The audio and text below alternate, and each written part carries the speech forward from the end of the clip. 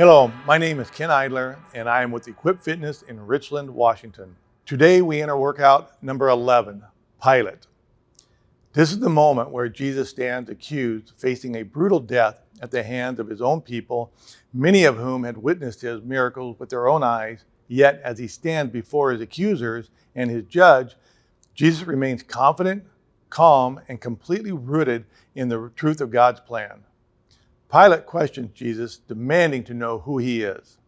Then Pilate went back into the headquarters, summoned Jesus, and said to him, "Are you the king of the Jews?"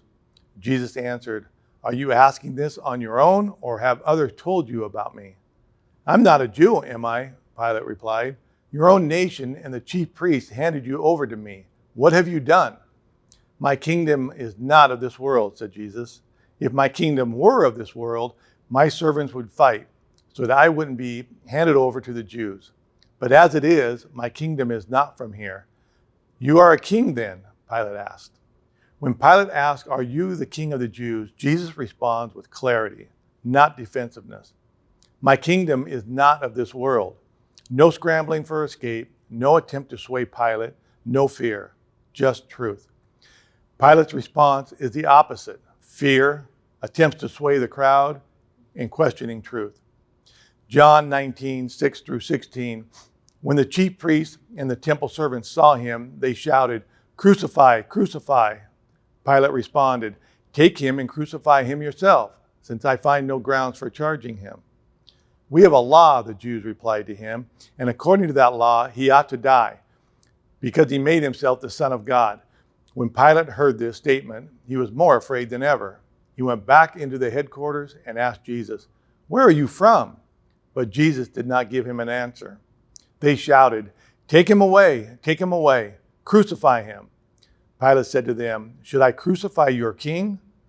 "We have no king but Caesar," the chief priests answered. Then he handed him over to be crucified.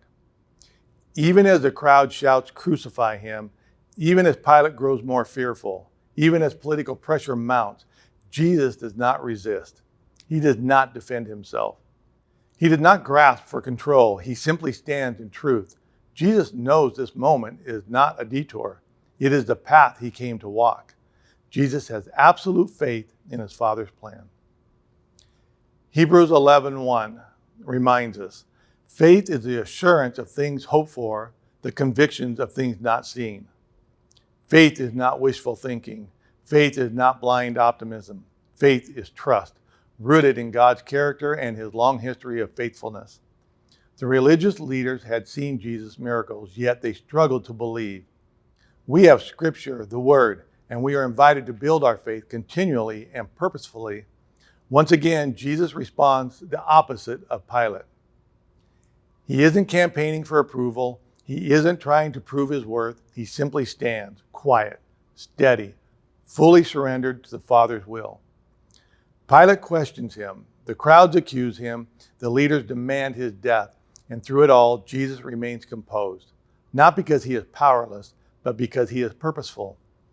This is the hour he came for. As we lift a heavy weight with patient, consistent, and purposeful effort, we remember Jesus' quiet strength. We remember that he endured suffering with unwavering resolve. And we remember that on the other side of pain and discomfort, God brings redemption, renewal, and resurrection. Today's WOD invites us to train not only our bodies, but our faith, to move with intention, to endure with purpose, and to trust that God is doing something.